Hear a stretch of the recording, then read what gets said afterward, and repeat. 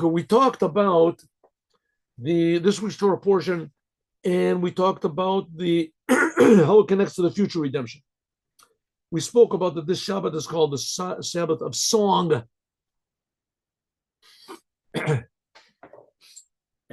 Because it talks about the singing of the Jewish people when they crossed the sea.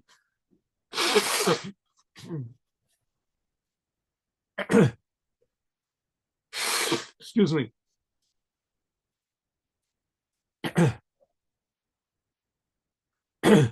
And we talked about how this connects to what's called the essence of Paro. That's the idea of the splitting of the sea, to take away all the difficulties and even to transform Paro, the evil Paro, to holy Paro.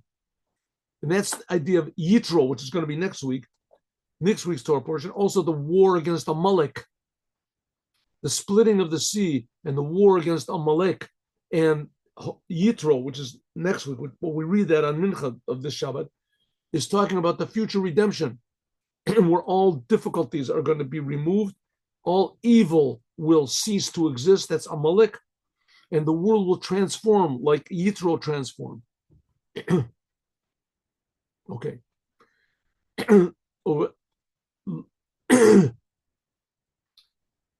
In more detail, this is connected to the idea of the Jewish people going into the desert.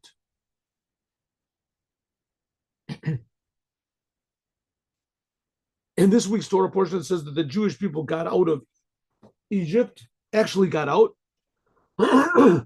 Last week we talked about them leaving, but they were still pursued by the Egyptian army. And this week we're talking about them really just getting away from the Egyptian army. They were free and they started their journey in the desert. Now, if you remember, we talked about the number 11. The Jewish people could have gone from Mount Sinai to Israel, from Egypt. I'm sorry, from Mount Sinai to Israel in 11 journeys. Again, from Egypt to Israel in 11 journeys. But instead, they made 42 journeys because they refused to go into the land of Israel. Okay, but the Rebbe said the reason was the 42 was in order for them to internalize the message of Mount Sinai.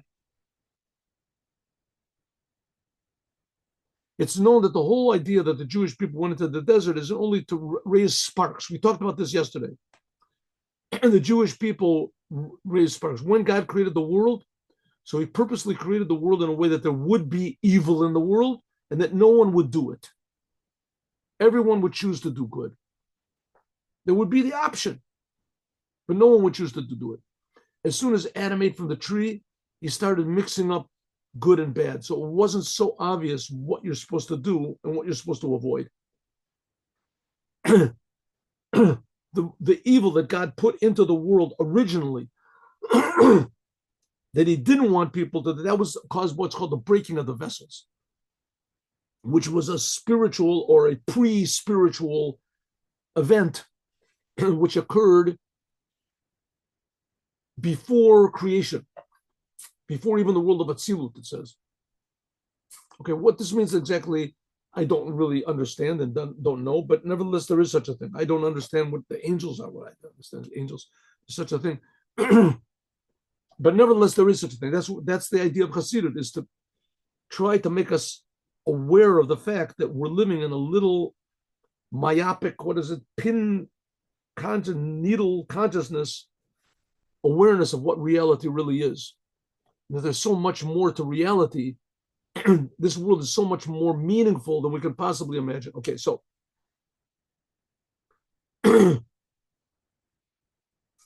says the Rebbe that's the whole idea of the 11 journeys that they could have taken. The 11 journeys that corresponds to the 10 commandments, the 10 utterances that God created the world with, the 10 sphirot that the God made from, and the oneness of God, which is covering and permeating and creating all of that. That's the 11. That was then, so therefore the number 11, that's the 11 journeys they should have taken from going out of Egypt to come to Israel It should have been 11. They should have been with God all the time. When they received the 10 commandments, we feel that it's God's commandments. The world is God's world. They should have felt that, but they didn't. That's the number 11. 11 is above the creation. That's a surrounding level. But from it comes also nurture to what's called the 11 crowns of evil. Like it's in the language of the Jewish people went 11 days from Chorev by means of the mountain of Seir. Chorev means destruction. Chorev also means Mount Sinai. So it's good and bad. And it went through the mountain of Seir. Seir represents all the powers of evil that are against us. Seir is Edom, Rome. Seir. The 11 days through the mountain of Seir, this is bad. This means taking the 11, the 10 commandments, and the godliness which is in them, and putting it under the control of evil. The church. By means of avodas, the service of the Jewish people, in refining these sparks and raising them up to their source, the holiness is drawn down from this 11 aspects of evil, is drawn down into the Jewish people.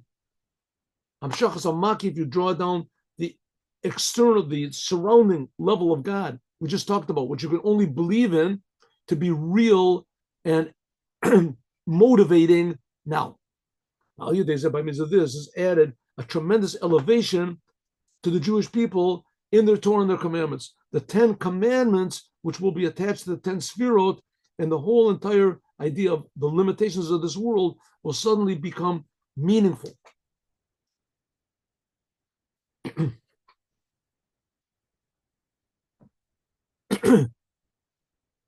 So that's the number 11. The Rebbe is talking about the number 11, and that's the job of the Jewish people.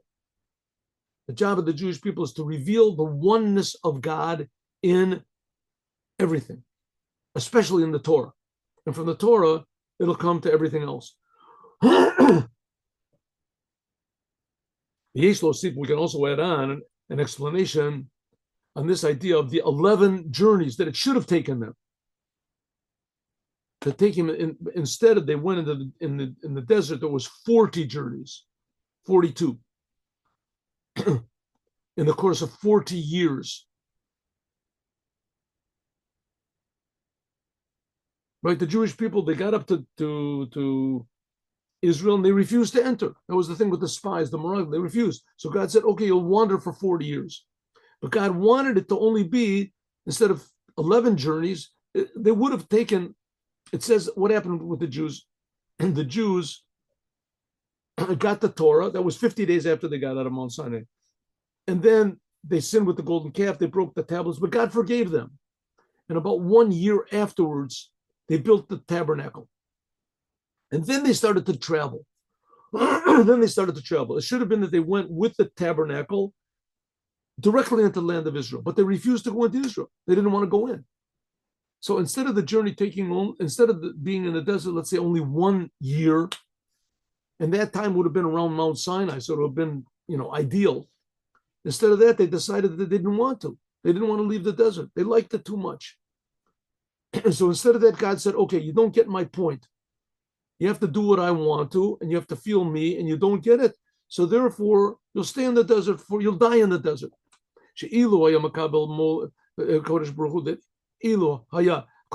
If God would have just taken them 11 journeys in 11, that's what it means when it says 11 days, then this refinement would have been by means of revealing God from above. God would have done everything for them, from above to below. That it does not have so much an effect on the world. God realized that if he would take him directly from Mount Sinai into Israel directly, then the world would be perfect, but it would be very fragile. because it would all depend on God's blessings. And God did the whole thing on his own. And therefore, God took them through the desert 40 years to give them experience. By means of this, they would refine also the physical world by means of their service, the physical world. And they would go not just from above to below, waiting for God's blessings and accepting God's blessings, but from below to above to inspire God. That's what it says, that by means of the sacrifices, it says that it made God a pleasing spirit. Very basic idea in Kabbalah and Hasidut really brings it out, that we influence God. An arousal from below causes God an arousal from above. That what we do in this physical world would be complete, would be whole. And together with this, so there would be also a drawing down of godliness from above. That would be the number 11, from above to below. It would be impossible to reach by means of any service from below to above. Let's take the example, for instance, the third temple. The third temple, it says that we have to build the third temple. But everyone, most people agree, even in the Rashi in this, that the third temple is going to come from heaven. So it says, what do we mean? We're going to have to do something. It says we have to build it. So it says we have to do something. We have to learn the laws. We've been suffering for thousands of years. According to one opinion, we'll bring up the gates, which were sunk in the ground. We'll bring up the gates. We'll do something. After that, what's going to be is going to be the third temple. What happens in the third temple? We work. In the third temple, we do all the work. The third temple will be built in order that we'll be able to work and serve God. But we'll serve God perfectly. It says only then will man be complete. Up to now, we've had the temples, but the temples were here. The sacrifices were, the Torah is here, but man wasn't here. It says man is Aleph, Daled, Mem. Adam, David, and Moshiach. Moshiach will complete man. And that's going to be a gift from above, but it's going to be caused by our work from below. And this gift that we get from above that will be complete will enable us to really serve God. We'll do it with a full heart. And that's would have been the 11 journeys. Nasama Kodesh Baruch Hu, God took them instead of 40 years. Why? In order to refine the desert, Shabirur B'derech Milmata L'mayla, that we should work from below to above, that we should do it. We should be partners with God. Chadur, it should be permeated with the power and the revelation of the number 11, of the essence of God. In other words, all the work we do in this world should be permeated with this feeling that we're working for God, not for ourselves. This joins the Beit HaMayla, the two good qualities of from above to below, God's blessing, and from below to above, our work. And it will join it together. That's ideally supposed to be the idea of the land of Israel. The land of Israel is called the Holy Land. Land is world. It's part of the world. Holy means from above. They'll be united together. That's the Holy Land. Alder says similarly also, that's the idea of the Jewish people. Goy Kadosh, the Jewish people are a holy nation. We're a nation like every other nation, but we're also holy. We're godly, uniting both of them together. Similarly, the same thing is with the war with Amalek. The war against Amalek is Yebasiyam, a parsha, ki yad al kes yud ke milchama Hashem b'Amalek. It says God lifted his hand on his throne and he swore that there will be a war for God with Amalek in every generation. God is going to do the battle. It says the name of God is not complete. It says Kesal Yudke, only the first two letters. God, when it calls God, it's just his first two letters of his name. So it says his name is not complete and his throne is not complete until Amalek is wiped out. Now, Amalek is a nation that God created. And he created them that we would have to work and erase them. God put us in this world to do work. But Amalek is the hardest of all of them. That's pure hatred of God.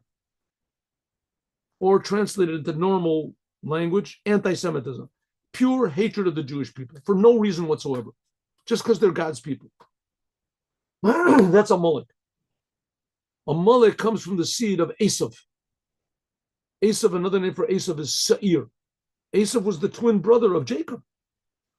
This is the level of Yud Aleph of the opposite side, of evil. A twin.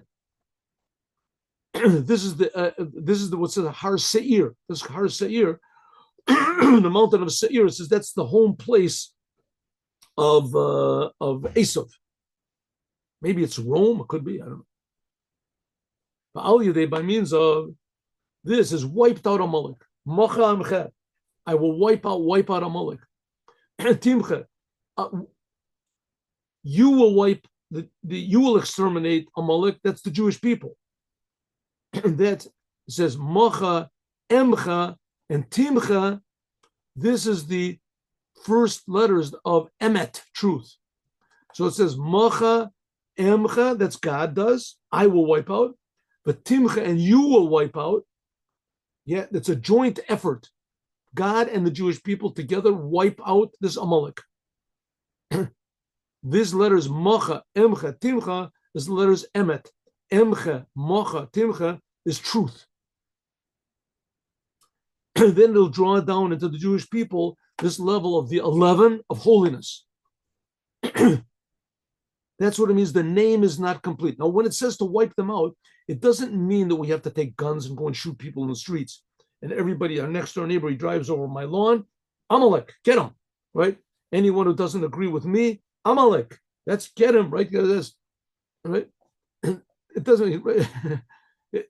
Wiping them out means the source of Amalek is mainly the attention that we give them.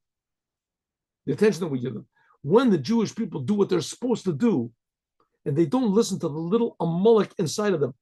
Every Jew has a whole world inside of him. Every Jew has a little Hitler inside of him. Every Jew. Every single Jew, without exception, not the Rebbe. Except for that, every Jew has a little tiny feeling of don't do what God wants. Do the opposite of what God wants. Every Jew. You're the boss. Don't let anyone tell you what you do. Don't anyone tell you what to do. That's the idea. Do it for yourself.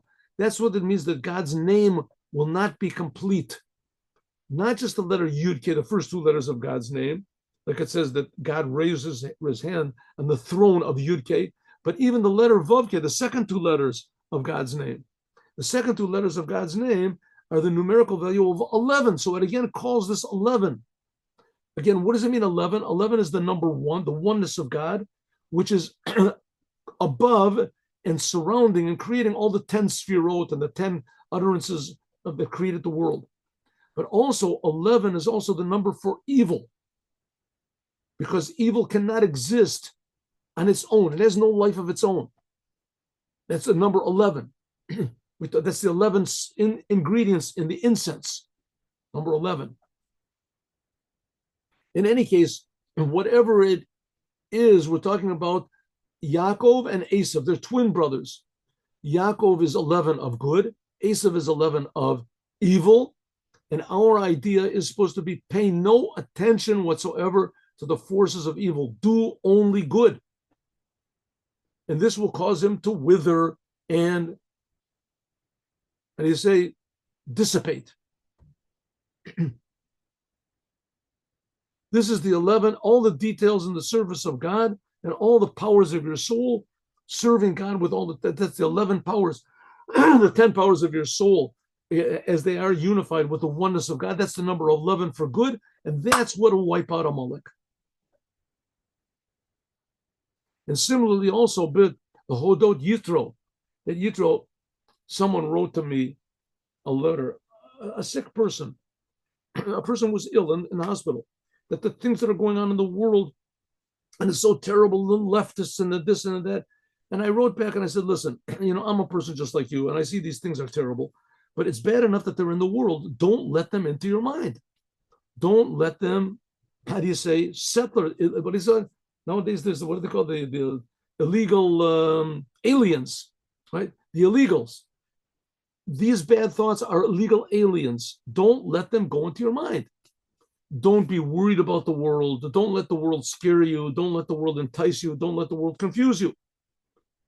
What are you supposed to do with your mind? Think positive thoughts. Think about these thoughts we're learning about in the morning. Think about the oneness of God. Think about how you don't understand what the oneness of God is, and try to understand it. And think about the words of the prayers. Think about how each and every word was tremendously meaningful to King David, tremendously meaningful to the men of the great assembly that they made these words. How each word expresses the oneness of God. Each detail in the world expresses the oneness of God. Think positive thoughts about everything. And positive thoughts make the world positive. We have no idea how much power we have just with our thoughts, positively. And the forces of evil in the world want us to think negatively, to be afraid, to be licentious, to be, vindictive. How do you call it? I'm going to get those guys, the Republicans, the Democrats. Forget it. Forget those thoughts. It doesn't do any good anyway. Think about Torah, think about commandments, think about good things, think about positive things. And by means of this, that's what caused Yitro. Yitro was a non-Jew. He was a big idolater, and he got all of these idolatrous ideas out of his mind. He realized it was ridiculous, and he came to Moses. That's next week's Torah portion. Shagiur, that eventually he converted. This is the idea of refining all the sparks of holiness that fell below, that their source comes from the number 11 of holiness. He realized that the whole entire world is really being created by God, and that everything in the world is holy. That's the 11 of holiness, the 10 sphirot that create the world, and the oneness of God above them. That's the number 11. By means of refining the world, and elevating the world to its source, namely the Creator, this makes an addition to Yitro by the Jewish people. Right? When the fact that Yitro, it says that the Torah couldn't have been given unless Yitro came and converted. Because Yitro is the whole goal of the Torah, that this physical world should be, how do you say, connected and announcing its creator. That's the idea of Yeter. There's an addition to one Torah portion. Sharuma, as this hints at, Hosafa Echad Asar Chorev. Shalamayla, which is above the 10 commandments which were given from Chorev. That's the number 11, which is even higher. I thought of an example, but I think this is a pretty bad example, but I'm giving it anyway. There was a painter, a famous painter called Van Gogh, famous painter, and Van Gogh, and he in his lifetime never sold one painting. That's what a big expert told me. Anyway, I was once in an art museum. My wife took me there. I went to an art museum, and I happened to listen to I want to go to an art museum anyway. So I went.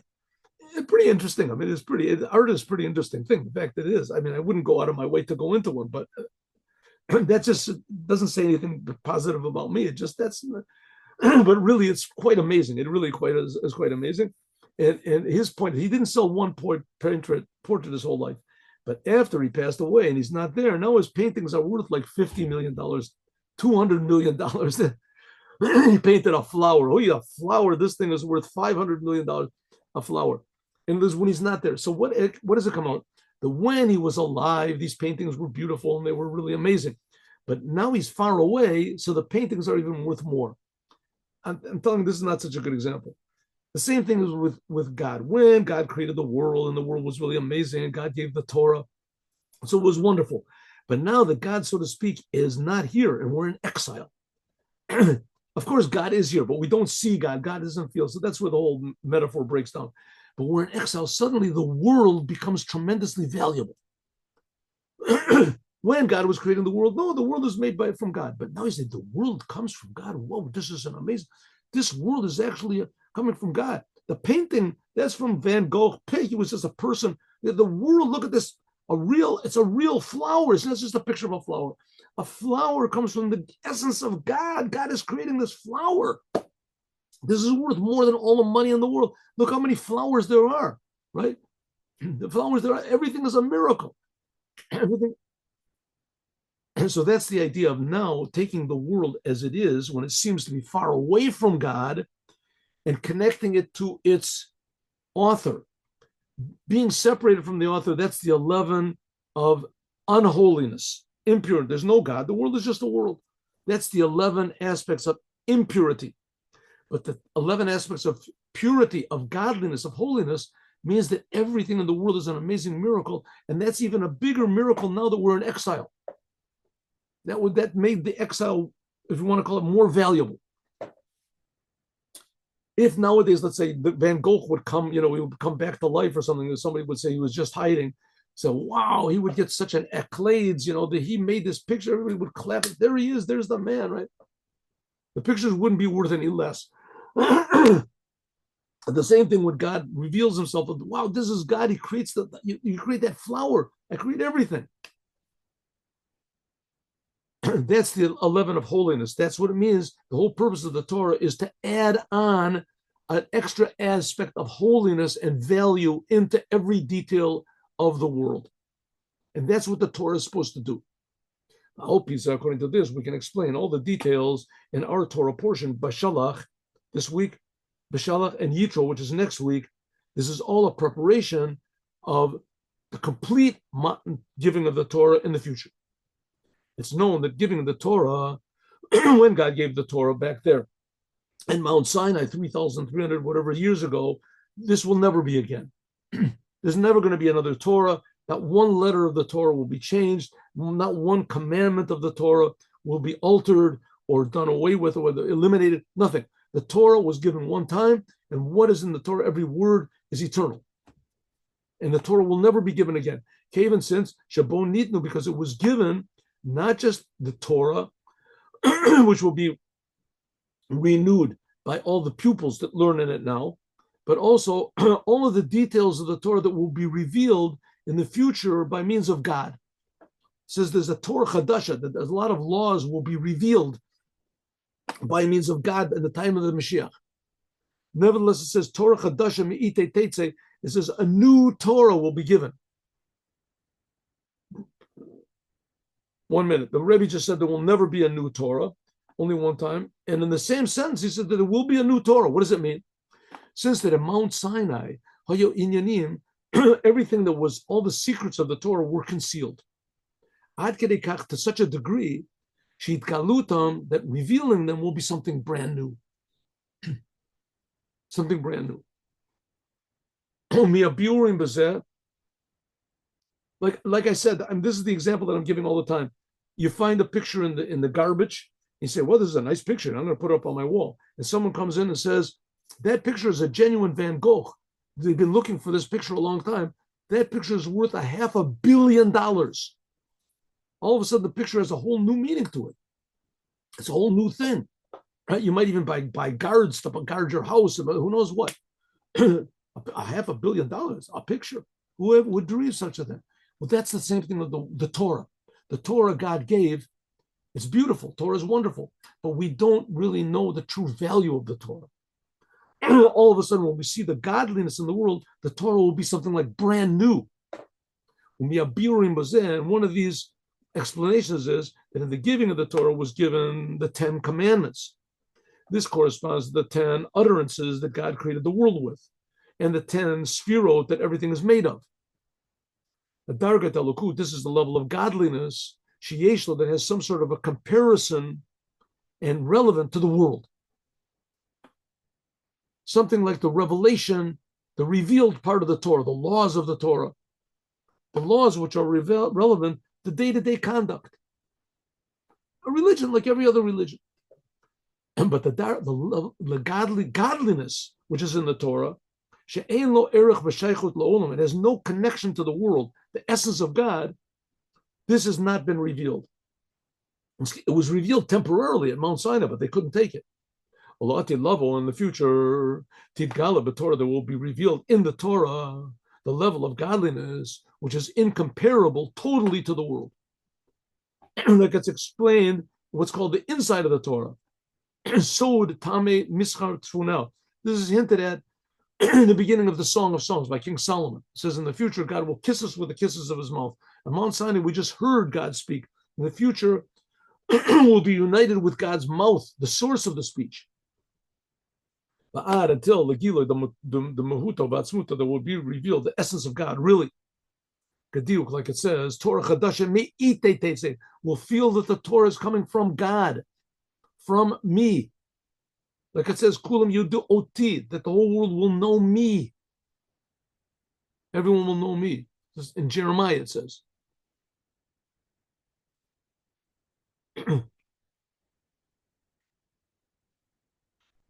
This is the level of 11.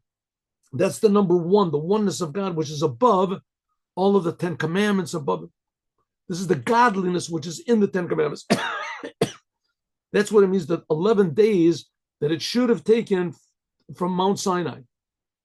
Unto Chad v'lo b'chushban. You are one, and there is no numerical one. That's the essence of God will be revealed in every detail of the world. The Yesh Lomar, we can also say that this is also hinted at the preparation for the giving of the Torah. What was the preparation of the giving of the Torah? The splitting of the sea. We'll see. Also, there has to be, we have to simulate the preparation for giving the Torah, of the future Torah, just like it was back then when God gave the revealed Torah to the Jews. The Maso, the Midbar, what was it? The journeys in the desert. They made several journeys before they got the Torah. They got the Torah only 50 days after they left Egypt. 50 days. So there were journeys before the giving of the Torah. The war with AMELAK,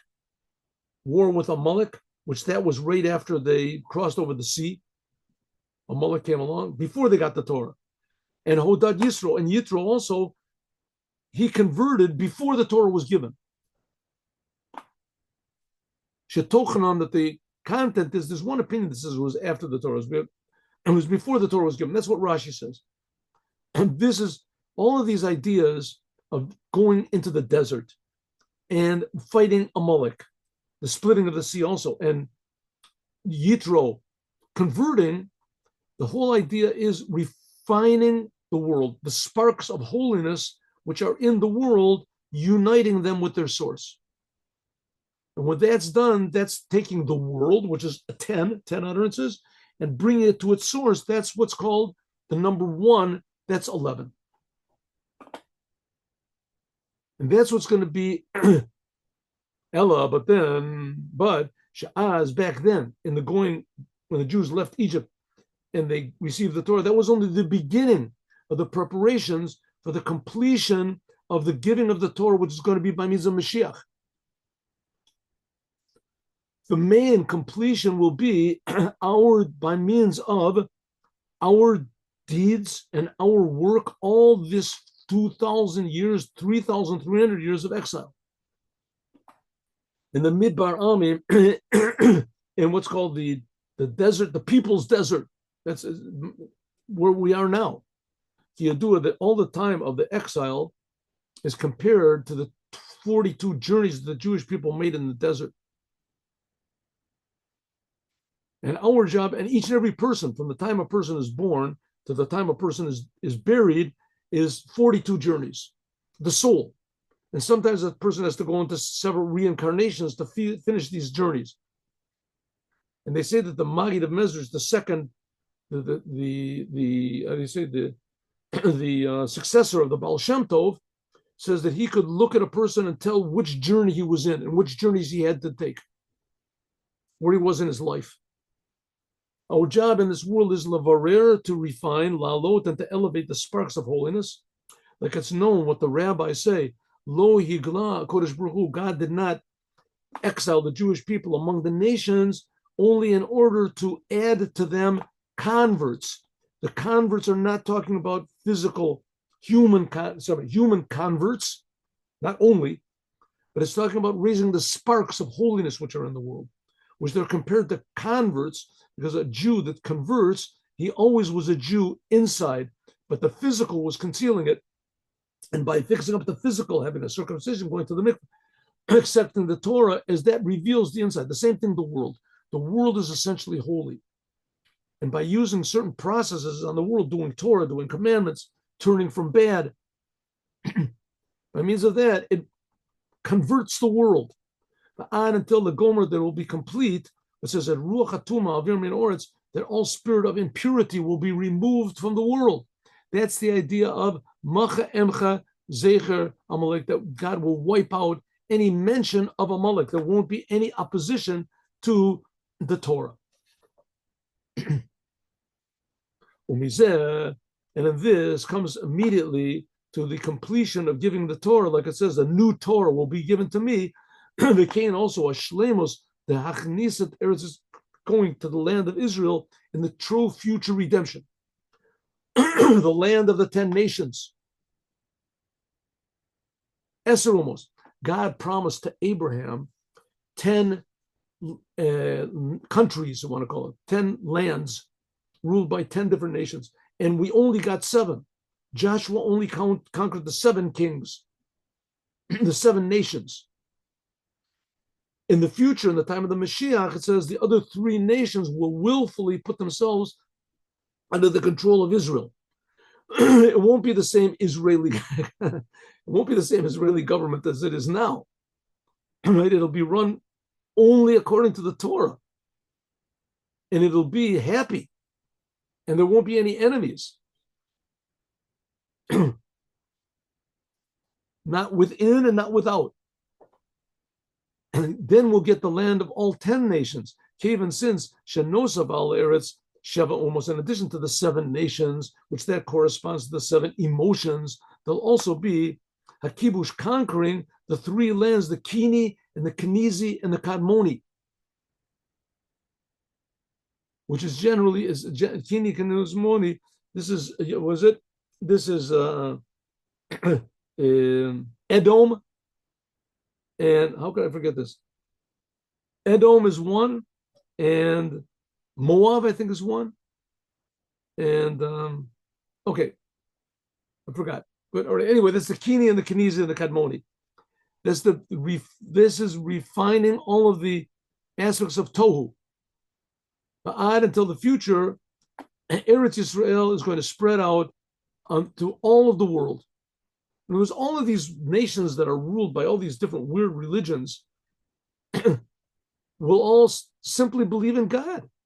They'll believe in the Creator. They'll do what God wants, not what some person made up. And they'll do it willfully. The whole world will be happy to finally know the truth. Because these people that are in these different religions, 99.999% of them, they're genuine people. They genuinely want to do what God says. They just don't know what God says. And their leaders didn't know what God said. And the ones that invented the religions also didn't know what God said. But in the future, when everybody knows that God is in fact creating us, and God in fact gave the Torah to all mankind, for all mankind, that the whole world will be in the level of the land of Israel, a holy land, a dwelling for God. Every rock, every plant will scream out, hey, I'm a creation, I'm a miracle. But plants and animals, they don't have any obligations. Human beings do. And that's going to be like the whole world will be a dwelling for God, that a person lives in his dwelling with all of his essence. Like it says, God, you are one. The oneness of God will be revealed everywhere. And God won't be a religious term anymore.